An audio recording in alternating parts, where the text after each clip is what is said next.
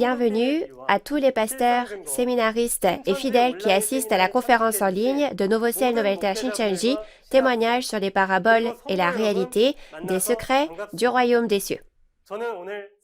Je suis Hyo Jae-bae de la tribu de Philippe de Nouveau Ciel, Nouvelle Terre Shincheonji, Église de Jésus, et je serai votre présentateur aujourd'hui. Tout d'abord, je voudrais exprimer ma gratitude à tous ceux qui assistent à cette conférence en ligne de Nouveau Ciel, Nouvelle Terre Shincheonji. Aujourd'hui, j'espère que ce sera un moment précieux au cours duquel vous pourrez acquérir une grande réalisation en recevant le témoignage des paraboles ouvertes clairement et de la parole de l'accomplissement. Prions d'abord et nous commencerons la conférence d'aujourd'hui. Dieu le Père, envers qui nous sommes reconnaissants, merci de nous avoir guidés aujourd'hui à cette conférence en ligne intitulée « Témoignages sur les paraboles et la réalité des secrets du royaume des cieux ». S'il vous plaît, déversez la grâce du ciel sur les enfants de la foi de Dieu qui sont ici aujourd'hui et faites que ce temps soit un temps précieux pour glorifier le Père. Aujourd'hui, alors que toutes les prophéties de Jésus qui ont été prophétisées il y a environ 2000 ans se sont accomplies, nous vous remercions d'avoir répandu en abondance les paraboles ouvertes des secrets du royaume des cieux et la parole révélée sur toute notre famille de la foi qui espère aller au royaume des cieux et de nous avoir donné les yeux pour voir, les oreilles pour entendre, la sagesse pour réaliser et un cœur ouvert. À travers ce temps, nous prions pour réaliser pleinement les secrets du royaume des cieux contenus dans les prophéties du Nouveau Testament et que ce soit un temps béni pour les graver dans notre cœur. Nous croyons tous fermement en la promesse de Dieu et de Jésus et en l'espérance du royaume des cieux et de la vie éternelle qui s'accomplira selon cette parole. S'il vous plaît, faites que ce soit un temps précieux pour profiter pleinement de votre grâce et réaliser à nouveau le dessein de Dieu et notre espoir à nous croyants. En particulier, en ce temps, s'il vous plaît, déversez la sagesse et la puissance du ciel sur l'instructeur qui témoignera de la parole et faites-en un temps précieux pour que nous rendions gloire à notre Père dans le ciel. Nous prions toutes ces choses au nom de Jésus qui a expié nos péchés. Amen. Nous tenons à vous informer que cette conférence en ligne intitulée « Témoignages sur les paraboles et la réalité des secrets du royaume des cieux » se déroule dans le strict respect des règles de prévention sanitaire et de distanciation sociale. Il est maintenant temps d'écouter la parole de vie. Aujourd'hui, nous allons écouter la leçon numéro 6 du niveau introduction intitulée « Le récipient, la balance et le bâton en parabole ». Nous allons accueillir l'instructeur Kon A. John de la tribu de Philippe qui délivrera la parole aujourd'hui. Veuillez l'applaudir chaleureusement. Bonjour à tous les pasteurs, séminaristes et fidèles du monde entier qui vivent leur vie de foi dans l'espoir d'aller au royaume des cieux. Bienvenue.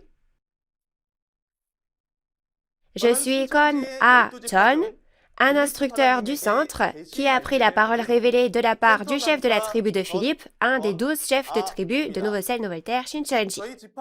Notre chef de tribu a appris les paroles de la théologie révélée de la part du président de Nouveau Ciel, Nouvelle Terre Shincheonji. Merci beaucoup d'avoir participé à la conférence en ligne de Nouveau Ciel, Nouvelle Terre Shincheonji aujourd'hui, témoignages sur les paraboles et la réalité des secrets du royaume des cieux. Bien que nos dénominations et nos doctrines soient différentes, nous sommes tous des croyants qui espèrent en Dieu et qui espèrent aller au royaume des cieux. Puisque Dieu est la parole, j'espère que ce sera un moment précieux et béni pour que vous rencontriez Dieu à travers la parole, connaissiez les paraboles et réalisiez les secrets du royaume des cieux. La dernière fois, nous avons appris le pain et le levain. Si vous êtes un croyant qui espère aller au royaume des cieux, vous devez rencontrer le serviteur fidèle et prudent que Jésus a promis dans le Nouveau Testament, prendre la parole au temps convenable comme la véritable nourriture et être changé par le levain de Dieu pour devenir un croyant qui entrera au royaume des cieux. Jusqu'à maintenant, qu'avez-vous pensé de l'Apocalypse et des 4 évangiles du Nouveau Testament? Les preniez-vous au pied de la lettre ou avez-vous pensé qu'il y avait une autre signification cachée à l'intérieur? Parce que Jésus a prophétisé les secrets du royaume des cieux à travers des paraboles, des comparaisons, aujourd'hui, à travers ce temps, je voudrais partager avec vous le vrai sens contenu dans ces paroles. Tout d'abord, permettez-moi de vous donner la réponse à la parabole du récipient, de la balance et du bâton. Le récipient en parabole fait référence à la personne, soit à l'organisation comme le cœur de l'homme. La balance est la parole qui pèse la foi et les œuvres, et le bâton en parabole fait référence à la parole et à la personne qui a la parole. Et enfin, la verge de fer en parabole symbolise l'autorité ecclésiastique pour régner. Je pense que les pasteurs connaissent déjà ces paroles, mais j'apprécierais que vous écoutiez encore une fois ce que je vais expliquer aujourd'hui. Dans le contexte de la Bible, le récipient, la balance et le bâton en parabole, que nous regarderons aujourd'hui, sont utilisés comme des outils physiques dans les livres d'histoire et les livres d'instruction. Cependant, dans les livres prophétiques, ils ont une signification spirituelle exprimée en parabole en utilisant leurs caractéristiques physiques, et aujourd'hui sera le moment de découvrir la signification spirituelle de chaque outil qui apparaissent dans les livres prophétiques. Tout d'abord, regardons le récipient en parabole. Plus précisément, je vais vous parler du fondement de la véritable signification du récipient à travers les paroles de la Bible. Lisons le verset en rapport avec cette parabole, Apocalypse 15, 7. Et l'un des 4 êtres vivants donna aux 7 anges 7 coupes d'or, pleines de la colère du Dieu qui vit au siècle des siècles. En regardant la référence, il est écrit que les 7 anges ont reçu 7 coupes d'or et que les paroles de la colère de Dieu y étaient contenues. Et il est dit que la colère de Dieu est versée sur la terre. Alors, je vais vous le montrer. Je suis en colère. Dieu a dit ça et a mis sa colère dans ce récipient et l'a versé sur la terre. Oui, c'est un peu drôle quand on imagine, n'est-ce pas? Ce récipient physique, appelé coupe dans la référence, ne peut pas contenir la parole de Dieu, n'est-ce pas? Il existe 2 types de récipients mentionnés dans la Bible. L'un est le récipient physique et l'autre est le récipient spirituel qui utilise les caractéristiques d'un récipient physique en parabole. Alors, découvrons quelle est la réalité du récipient spirituel, c'est-à-dire le récipient physique en parabole, dans les prophéties. Donc, d'abord, regardons les caractéristiques du récipient physique afin de comprendre le récipient spirituel. Un récipient physique est un instrument qui contient quelque chose. Ainsi, le nom est décidé en fonction du contenu. Par exemple, si vous y mettez du riz, cela s'appelle un bol de riz. S'il contient de la soupe, cela s'appelle un bol de soupe. Et s'il contient de l'eau, cela s'appelle un gobelet à eau, n'est-ce pas? Ces divers récipients sont parfois exprimés dans la Bible comme des mesures, des vases, des outres, des coupes, etc. Et le récipient a la particularité qu'il doit être fabriqué par quelqu'un. Si vous regardez Ésaïe 64, versets 7 ou 8 en fonction des versions, le potier qui fabrique le récipient verse de l'eau dans l'argile, le façonne et le fait cuire au feu pour fabriquer un récipient. Ici, Dieu est comparé au potier et l'homme à l'argile. Maintenant, lisons ensemble Romains 9, versets 21 à 24 pour découvrir quel genre de récipient est fait à partir de cet homme semblable à de l'argile.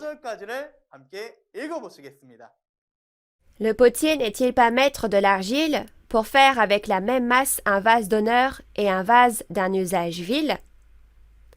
Et que dire si Dieu, voulant montrer sa colère et faire connaître sa puissance, a supporté avec une grande patience des vases de colère formés pour la perdition, et s'il a voulu faire connaître la richesse de sa gloire envers des vases de miséricorde qu'il a d'avance préparés pour la gloire? Ainsi nous a-t-il appelés, non seulement d'entre les Juifs, mais encore d'entre les païens. Oui, vous avez bien lu. Le vase, c'est nous. Et il est dit qu'il nous a appelés non seulement d'entre les Juifs, mais aussi d'entre les païens. Par conséquent, on peut voir que Dieu, qui est le potier, choisit spécialement une personne et l'appelle parmi de nombreuses personnes, comme de la terre, et on peut voir que c'est une personne de devoir qui contient dans son cœur la parole de Dieu, qui est comme de la nourriture et la délivre. Donc, si vous regardez les paroles d'Actes, chapitre 9, verset 15, vous pouvez voir que Jésus a comparé l'apôtre Paul à un instrument, soit un récipient, qu'il a choisi. Avant d'être choisi, Paul était un homme qui a persécuté avec zèle, tué et causé beaucoup de tort à l'Église de Jésus et aux fidèles. Mais une telle personne, après avoir été choisie par Jésus, a pris l'initiative de prêcher le nom de Jésus plus que toute autre personne. Si vous lisez Philippiens 3, verset 8, il y a la confession de l'apôtre Paul. Paul dit « Je regarde toute chose qui m'était profitable comme une perte à cause de l'excellence de la connaissance de Jésus-Christ, et je les regarde comme des excréments et je les ai jetés. » Alors, de quoi parlait cette excellente connaissance? Dans Galates 1, versets 11 à 12, l'apôtre Paul a dit « L'évangile qui a été annoncé par moi n'est pas de l'homme, car je ne l'ai reçu que par une révélation de Jésus-Christ. » Par conséquent, on peut voir qu'après avoir entendu la révélation de Jésus-Christ et jeté tout ce qui était sale en lui, Paul a été changé en une nouvelle personne. Même dans le monde, il y a un dicton qui dit qu'une personne qui est égoïste et qui ne connaît qu'elle-même est comme une coupelle de sauce soja. Et une personne qui est prévenante et a un grand cœur a un grand bol. N'est-ce pas? Donc non seulement ça, mais il y a aussi un proverbe en caractère chinois qui dit « Les grands talents mûrissent sur le tard », signifiant qu'il faut beaucoup de temps pour devenir un grand bol. Le récipient spirituel mentionné dans la Bible est l'homme, et c'est le récipient du cœur qui contient la parole de Dieu. J'espère que nous aussi, comme Paul, nous serons choisis comme vase de Dieu et que nous serons changés en écoutant la parole révélée et en la mettant dans nos cœurs afin que nous puissions être renouvelés. Ensuite, regardons les types de récipients. Il existe d'innombrables types de récipients physiques, mais il y a seulement deux types de récipients spirituels. L'un est le récipient de Dieu et l'autre, celui de Satan. Tous les croyants ne veulent-ils pas devenir les récipients de Dieu? Mais ce n'est pas parce que l'on veut devenir le récipient de Dieu que l'on peut le devenir automatiquement, n'est-ce pas? L'apparence du récipient n'est pas importante, mais le type de récipient est déterminé par son contenu. Par exemple, même si c'est une très vieille boîte, si elle contient des bijoux, c'est une boîte à bijoux. Et même un récipient en or devient une poubelle s'il contient des ordures. De la même façon, le récipient spirituel aussi deviendra un récipient de Dieu s'il contient la vérité, la nourriture de Dieu, et s'il contient de la fausse vérité, la nourriture de Satan, il sera un récipient de Satan. Dans ce cas, en écoutant ces paroles, je devrais, moi aussi, examiner quel genre de nourriture est contenu en moi et réfléchir à quel genre de récipient suis-je, n'est-ce pas? Peu importe à quel point j'essaye de mener une vie de foi, s'il n'y a pas de vérité en moi, je ne peux qu'être un récipient de Satan et non de Dieu. Cependant, si on ne sait pas quel genre de récipient on est et ne se vide pas de sa fausse vérité et reste tel quel, alors quel sera le résultat de ce récipient? Lisons Jérémie 48, versets 11 à 12. Moab était tranquille depuis sa jeunesse. Il reposait sur sa lie. Il n'était pas vidé d'un vase dans un autre, et il n'allait pas en captivité. Aussi, son goût lui est resté, et son odeur ne s'est pas changée. C'est pourquoi, voici, les jours viennent, dit l'Éternel, où je lui enverrai des gens qui le transvaseront. Ils videront ses vases et feront sauter ses outres. Cette parole mentionne un peuple appelé Moab.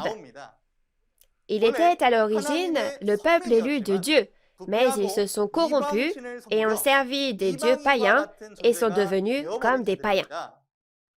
Il est dit que les cœurs des hommes qui devraient connaître et garder la parole de Dieu sont pleins de leurs propres mauvaises pensées et de choses sales, comme un vase avec de la lie, des résidus à la surface.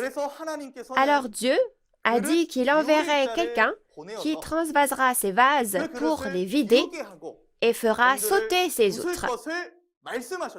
Cette prophétie s'accomplit au premier avènement de Jésus.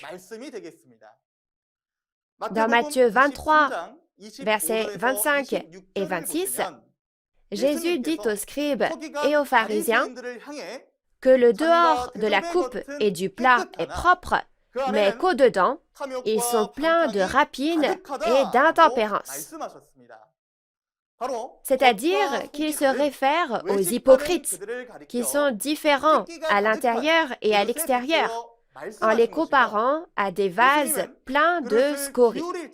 Vous pouvez voir que Jésus était celui qui a vidé leurs vases, fait sauter leurs outres et les a jugés. En regardant cela, si vous mettez la parole de vérité dans votre cœur et devenez le vase de Dieu, vous serez bénis, mais le vase de Satan, rempli de fausses vérités et de ses propres pensées, sera jugé et maudit. Par conséquent, nous n'allons pas au royaume des cieux simplement parce que nous vivons une foi formelle, c'est-à-dire que nous allons seulement à l'église. Mais seuls ceux qui remplissent leur cœur de la parole de Dieu seront reconnus comme les précieux récipients de Dieu et pourront aller au royaume des cieux. Dans ce cas, nous devons d'abord nous vider des choses de Satan dont nous sommes remplis et nous laver afin d'être propres, n'est-ce pas? On ne peut pas accueillir des invités avec des plats qui ne sont pas lavés correctement, mais quand on a des invités spéciaux, ne prépare-t-on pas de beaux plats à part? Dieu non plus ne considère pas que tous les récipients sont identiques, mais il a mis de côté des récipients à usage précieux. Habituellement, les récipients de bonne qualité ou luxueux et chers sont appréciés, mais Dieu dit que ce sont les vases propres qui sont d'usage précieux. Si vous lisez 2 Timothée 2, verset 21, il est dit que si quelqu'un se purifie, il devient un vase sanctifié et un vase précieux, utile à son maître. Alors, comment faire pour purifier son cœur? La Bible dit qu'il existe une eau pour laver son cœur. Tout d'abord, si on regarde dans Jean 15, verset 3, Jésus dit à ses disciples, « Déjà, vous êtes purs à cause de la parole que je vous ai annoncée. » Et si vous lisez 1 Pierre, chapitre 1, verset 22, il a dit, « Ayant purifié vos âmes en obéissant à la vérité. » Tout comme nous lavons les choses sales avec de l'eau physique, C'est la parole de Dieu qui va nettoyer l'esprit qui a été sali.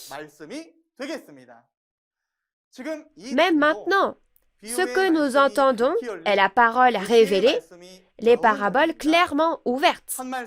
Au fur et à mesure que vous recevez ce témoignage, une parole à la fois, j'espère que votre cœur, votre récipient, sera purifié par ces paroles. Jusqu'à présent, nous avons vu le récipient, qui est le cœur de l'homme en parabole, mais un récipient plus grand, contenant des personnes, apparaît également dans la Bible.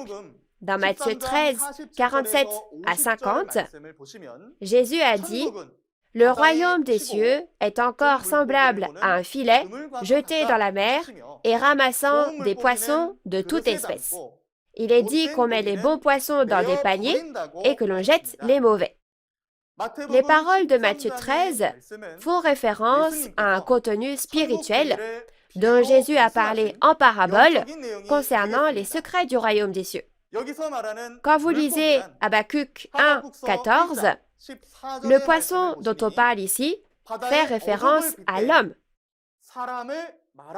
On parle en fait ici de l'homme en parlant des poissons de la mer, et il y a deux types de personnes, les justes qui sont sauvés dans un récipient à la fin des temps et les méchants qui sont rejetés et jugés.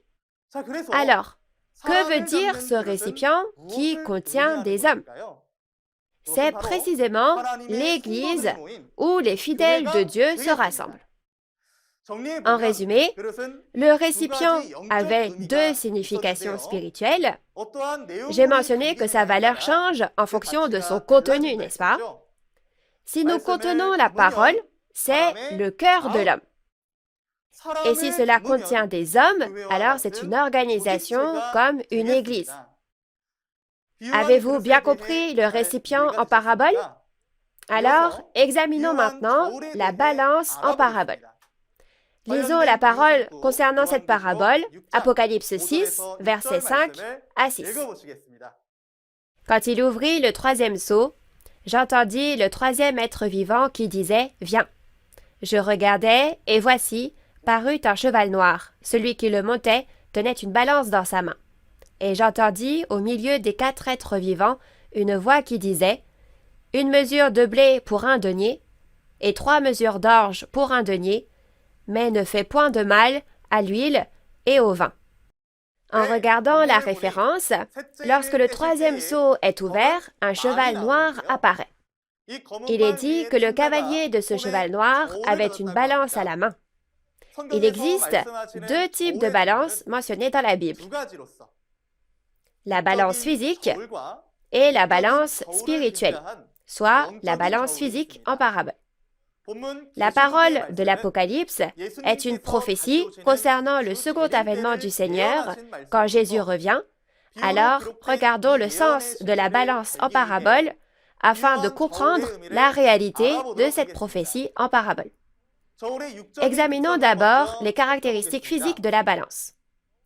Une balance est un outil utilisé pour mesurer le poids d'un article lors de l'achat au marché, n'est-ce pas? C'est donc un outil qui juge du poids d'un objet s'il est léger ou lourd en le pesant, soit en le mesurant.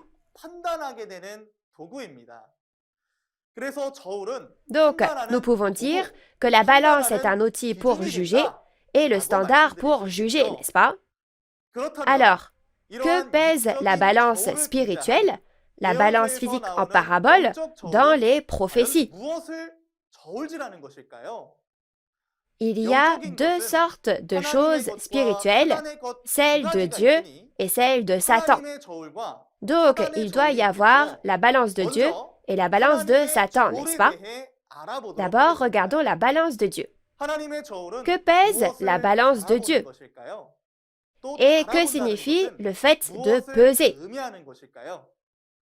Dans Proverbe 24, verset 12, Dieu dit que la balance de Dieu pèse le cœur des hommes. Et il est dit, celui qui veille sur ton âme ne le connaît-il pas? Donc, Dieu veut peser nos cœurs, les examiner, et il veut les connaître. Et ce qui est dans notre cœur est révélé par nos actions. Dans 1 Samuel, chapitre 2, verset 3, il est dit que nos œuvres sont pesées et que nous serons jugés selon ces dernières. Par conséquent, cette balance est un outil de jugement pour juger les cœurs et les œuvres des croyants sur la base de la balance de Dieu, afin de savoir s'ils sont dignes ou non aux yeux de Dieu. Si vous regardez les paroles de Job 31, verset 6, les balances de Dieu sont justes. Puisque le jugement de Dieu est juste, nous devons devenir des croyants dignes selon le cœur de Dieu, parce qu'il juge quiconque est sur la balance selon une norme juste. Dans le monde, le tribunal juge si les actions d'une personne sont un péché ou non à travers le corps des lois. C'est pourquoi ce recueil des lois peut être comparé à une balance, car c'est la norme pour juger du poids du péché d'un pécheur qui a été amené au siège du jugement. Donc, si vous regardez les symboles des institutions administratives liées à la loi, vous pouvez voir qu'une balance y figure. Cela veut dire que la loi est comme une balance et contient la volonté de juger équitablement selon la loi. Dieu aussi pèse notre foi et nos œuvres sur la base des lois de Dieu. Chers auditeurs, alors quelles sont les lois que les croyants doivent respecter? C'est précisément la parole de Dieu. Cette parole de Dieu est la norme, c'est le standard de notre foi et de la loi. C'est pourquoi Dieu juge tout en utilisant la parole de Dieu comme une balance. Alors, que se passera-t-il si la balance de Dieu montre notre manque de foi et d'œuvre? Dans Daniel 5, 25 à 30, le roi du royaume païen de Babylone, le roi Belshazzar, commet un péché devant Dieu en versant du vin païen dans les coupes de Dieu qu'il a volées dans le temple de Jérusalem et en adorant les dieux païens. À ce moment-là, un doigt humain est apparu et a commencé à écrire « Méné, Méné, Tekel, Ubarsin ». Et la signification de ces paroles ici est « Le roi a été pesé dans la balance de Dieu et il a été trouvé léger ». Alors, l'expression « il a été trouvé léger » signifie que ses œuvres n'étaient pas dignes aux yeux de Dieu. En conséquence, le roi est mis à mort la nuit même. La raison pour laquelle nous avons regardé cette histoire est qu'il y a aussi un jugement avec la parole à l'ère du Nouveau Testament aujourd'hui. Jean 12, verset 48, dit que Jésus jugera dans les derniers jours avec la parole qu'il a annoncée. Et dans Apocalypse 20, verset 12, les livres sont ouverts et chaque personne est jugée selon ses œuvres en fonction des paroles qui y sont écrites. Donc, les livres qui ont été ouverts, c'est la parole de Dieu dans les 66 livres de la Bible.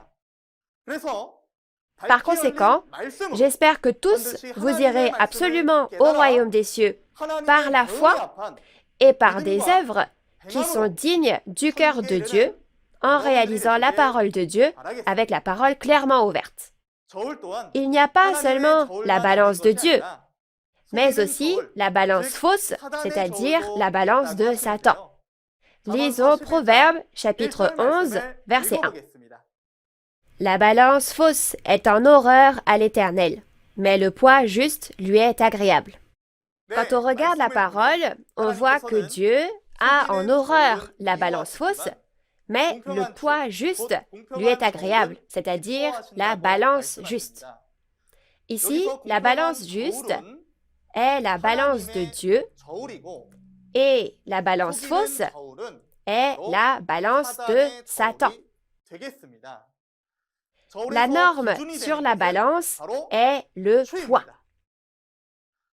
La balance de Dieu sera un poids juste, c'est-à-dire la vérité, et la balance fausse de Satan sera un poids trompeur, c'est-à-dire la fausse vérité.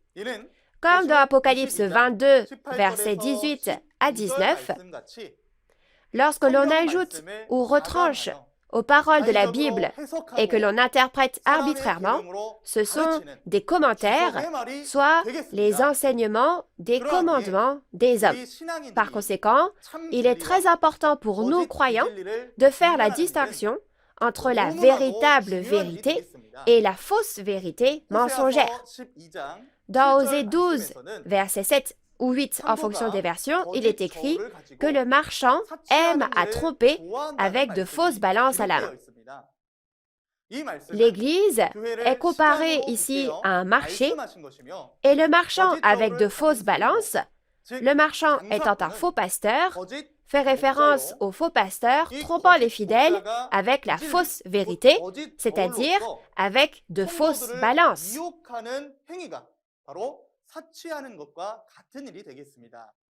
Comme le dit la prophétie de l'Ancien Testament, au premier avènement aussi, les pasteurs qui ont trompé les esprits d'innombrables personnes avec de fausses balances sont les scribes et les pharisiens. À cette époque, les Israélites physiques n'ont pas accepté Jésus, qui est venu avec la vraie vérité, en tant que vrai pasteur de Dieu. C'est le triste résultat de l'esprit trompé parce qu'il n'a pas réussi à distinguer la balance de Dieu de la balance de Satan. Par conséquent, nous qui vivons au temps de la fin, devons faire la distinction entre la balance de Dieu et la balance de Satan. Au temps du second avènement, Apocalypse 18, verset 2, dit que le repère des démons, c'est-à-dire Babylone, qui est l'organisation de Satan, apparaîtra. Apocalypse 18, verset 15, dit qu'il y a des marchands qui se lamentent parce qu'ils ne peuvent plus acheter ni vendre les cargaisons de Babylone parce que Babylone est tombée. Ces marchands sont précisément les faux pasteurs avec la balance de Satan. Résumons la signification spirituelle de la balance. La balance est la parole qui pèse notre foi et nos œuvres. J'espère que vous tous, la famille du royaume des cieux, qui écoutez cette parole aujourd'hui, vous ne serez pas trompés par la balance de Satan et deviendrez des croyants dignes devant Dieu sur la balance de Dieu. Ensuite, nous allons apprendre à propos du bâton en parabole. Lisons ensemble la parole d'Apocalypse 11, versets 1 à 2, concernant cette parabole. On me donna un roseau semblable à une verge, en disant, « Lève-toi et mesure le temple de Dieu, l'autel et ceux qui y adorent. Mais le parvis extérieur du temple, laisse-le en dehors et ne le mesure pas, car il a été donné aux nations, et elles fouleront aux pieds la ville sainte pendant 42 mois. » Dans Apocalypse 11, versets 1 à 2, l'ange a donné à l'apôtre Jean un roseau semblable à une verge pour mesurer le temple, l'autel et ceux qui y adorent. Alors, il existe deux types de bâtons dans la Bible. Le bâton physique et le bâton spirituel, soit le bâton physique en parabole. Afin de connaître la réalité de ce bâton spirituel caché en parabole dans les paroles de la prophétie, regardons la signification du bâton en parabole. Examinons d'abord les caractéristiques physiques du bâton. Le bâton est principalement utilisé par les personnes âgées, les personnes à mobilité réduite et les randonneurs. Un bâton avec ces caractéristiques physiques est un outil d'aide, un outil sur lequel on peut s'appuyer. Et pour ceux qui sont aveugles, ce bâton devient leurs yeux et c'est ce qui leur permet de discerner. De plus, ce bâton peut avoir une signification symbolique en tant qu'autorité pour gouverner et régner. Cela sera plus facile à comprendre si vous pensez au bâton de commandement militaire utilisé dans l'armée. Alors, quelle est la véritable signification du bâton en parabole dans les prophéties où les caractéristiques d'un bâton physique sont utilisées? Plus précisément, je vais vous expliquer le fondement de la véritable signification à travers la Bible. Si vous lisez le psaume 23, verset 1, Dieu est comparé à un berger. Et tout comme un berger paît ses brebis avec son bâton et sa houlette, il est dit qu'il consolera le peuple de Dieu comme des brebis avec son bâton et sa houlette. Les brebis ici, c'est le peuple de Dieu, par comparaison, comme dans Ézéchiel 34, verset 31.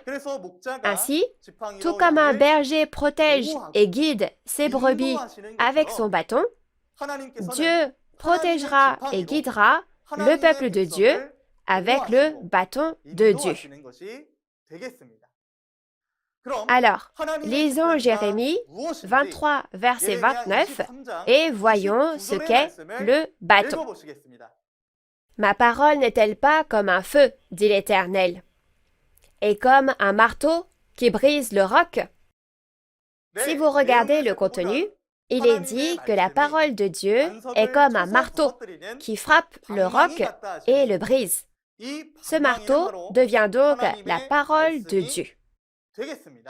Ainsi, tout comme un berger réconforte, protège et guide son troupeau de brebis avec son bâton, Dieu aussi utilise le bâton de la parole pour protéger et guider son peuple.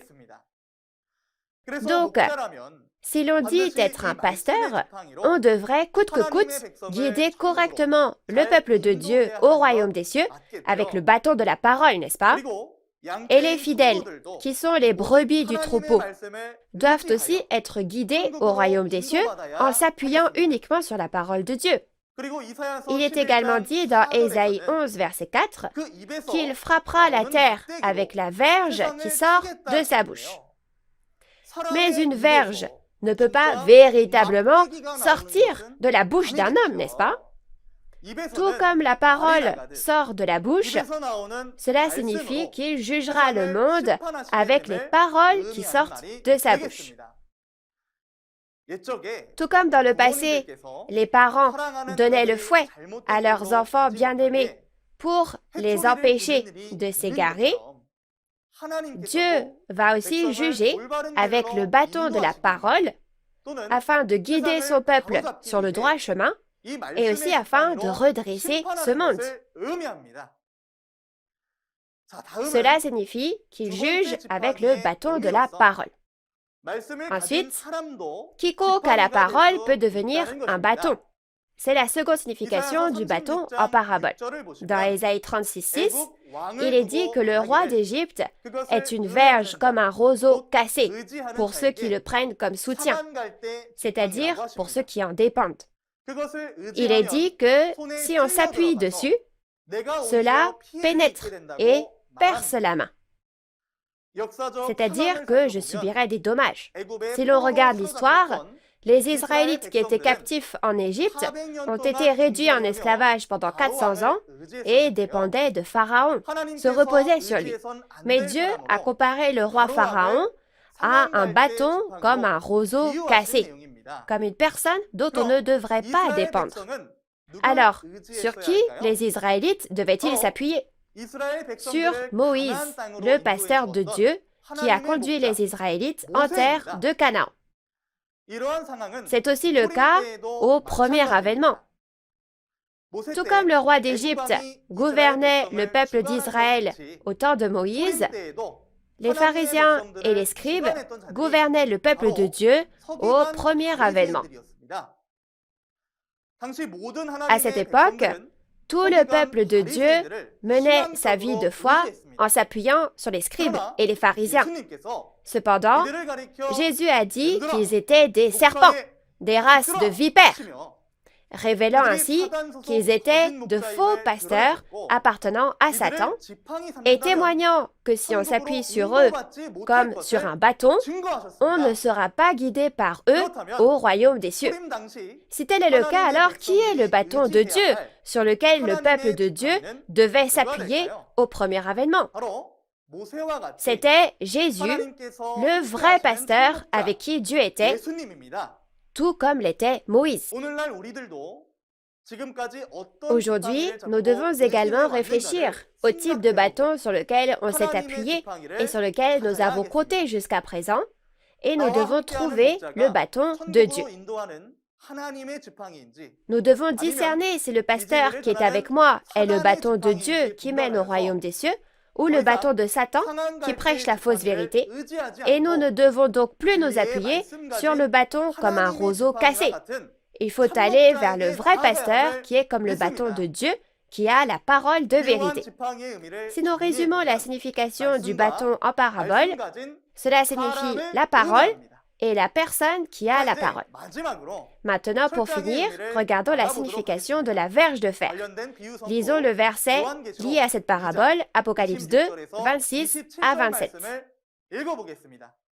À celui qui vaincra et qui gardera jusqu'à la fin mes œuvres, je donnerai autorité sur les nations. Il les pètera avec une verge de fer, comme on brise les vases d'argile, ainsi que moi-même, j'en ai reçu le pouvoir de mon Père.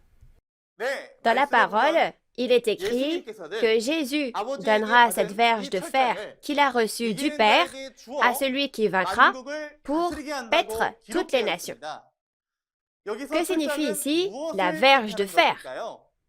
Si on regarde dans Jean 17, verset 2, il est écrit que Dieu donnera à Jésus le pouvoir de régner sur toute chair, c'est-à-dire sur tous les peuples. Et dans le verset 8, Jésus a dit « Je leur ai donné les paroles que tu m'as données et ils les ont reçues et ils ont vraiment connu que je suis sorti de toi et ils ont cru que tu m'as envoyé. » Ainsi, la signification de la verge de fer que nous avons vue dans Apocalypse 2 signifie l'autorité ecclésiastique pour régner sur toutes les nations. Jésus n'a-t-il pas également reçu la parole de Dieu et n'avait-il pas l'autorité pour régner sur le monde religieux à l'époque? Comme le bâton, une verge de fer peut aussi frapper et briser.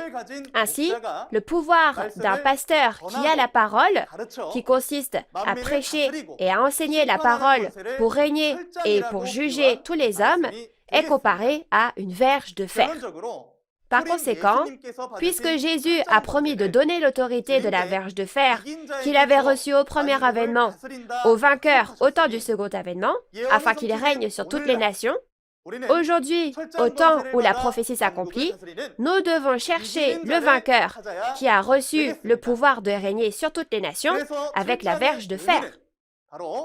Ainsi, la signification de la verge de fer en parabole est l'autorité ecclésiastique.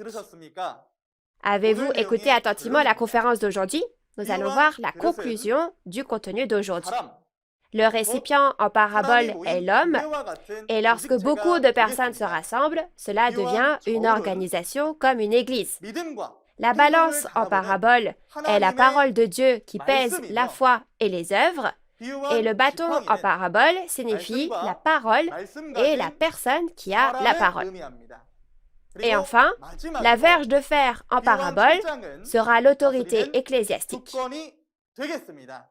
Tout comme le nom d'un récipient est déterminé par son contenu, nous devons mettre la parole parfaite de Dieu dans nos cœurs pour devenir un récipient de Dieu, c'est-à-dire une personne de Dieu qui peut être utilisée dignement.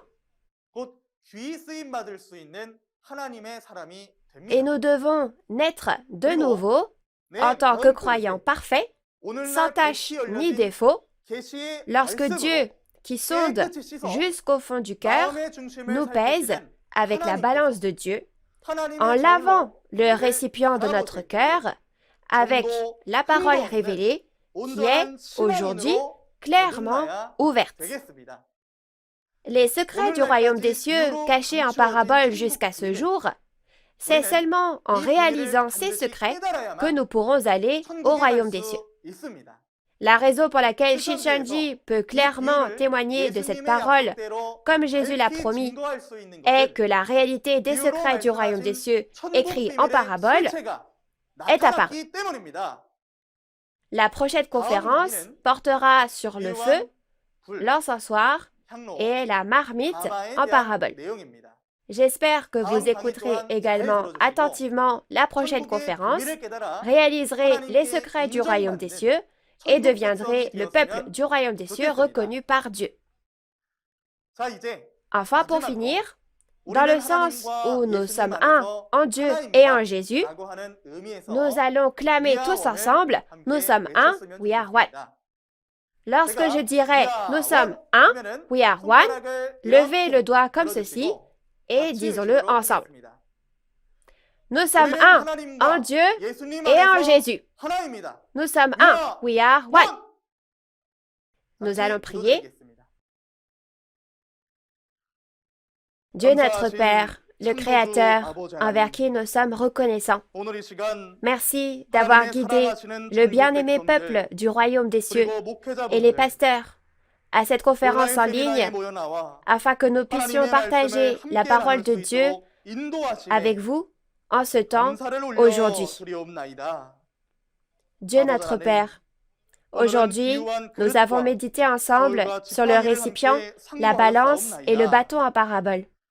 S'il vous plaît, régnez sur le cœur de tous ceux qui ont participé, afin qu'ils puissent devenir des vases de Dieu et des croyants dignes lorsqu'ils seront pesés sur la balance de Dieu. De plus, que cela ne se termine pas juste en écoutant une fois la conférence, mais aidez-nous à transmettre cette parole révélée des conférences en ligne aux fidèles qui sont éduqués par nos bien-aimés pasteurs.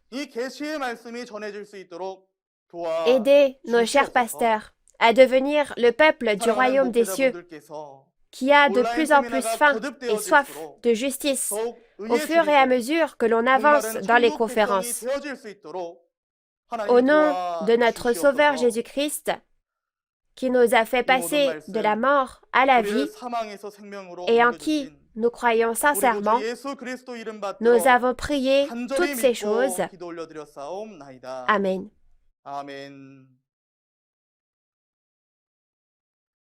Merci beaucoup d'avoir écouté jusqu'à la fin.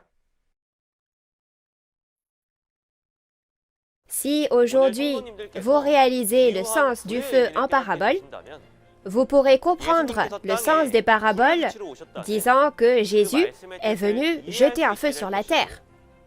Beaucoup de personnes ont diverses interprétations du jugement par le feu au temps de la fin et disent « c'est une guerre nucléaire » ou « c'est la troisième guerre mondiale ». Nous allons vérifier à travers la Bible s'il s'agit d'un jugement par le feu physique ou d'un jugement par le feu spirituel. Ce jugement n'est pas un jugement par le feu qui brûle physiquement la terre et la consume. Nous qui vivons dans les derniers jours devons réaliser tous les secrets du royaume des cieux, car si nous ne réalisons pas les secrets du royaume des cieux, alors nous ne pourrons pas aller au royaume des cieux. La prochaine fois, nous témoignerons de la parole sur la leçon numéro 7, le feu, l'encensoir et la marmite en parabole. J'espère que vous réaliserez tous clairement les secrets du royaume des cieux cachés à travers le feu, l'encensoir et la marmite en parabole en écoutant la prochaine fois. En plus du message que vous avez entendu aujourd'hui, si vous avez des questions sur notre église Nouveau Ciel, Nouvelle Terre, Shincheonji et la parole, veuillez contacter le numéro représentant pour chaque région que vous voyez affiché à l'écran. Nous vous guiderons dans le détail. Maintenant, nous allons finir ce temps par la prière que le Seigneur nous a enseignée. Notre Père qui es aux cieux, que ton nom soit sanctifié, que ton règne vienne, que ta volonté soit faite sur la terre comme au ciel. Donne-nous aujourd'hui notre pain de ce jour, pardonne-nous nos offenses, comme nous pardonnons aussi à ceux qui nous ont offensés. Et ne nous laisse pas entrer en tentation, mais délivre-nous du mal. Car c'est à toi qu'appartiennent le règne, la puissance et la gloire, pour les siècles des siècles. Amen. Avec cela, nous rendons grâce et gloire à Dieu le Père qui nous a accordé ce temps et concluons la conférence « Témoignage sur les paraboles et la réalité des secrets du royaume des cieux ». Merci à tous ceux qui ont été avec nous jusqu'à présent.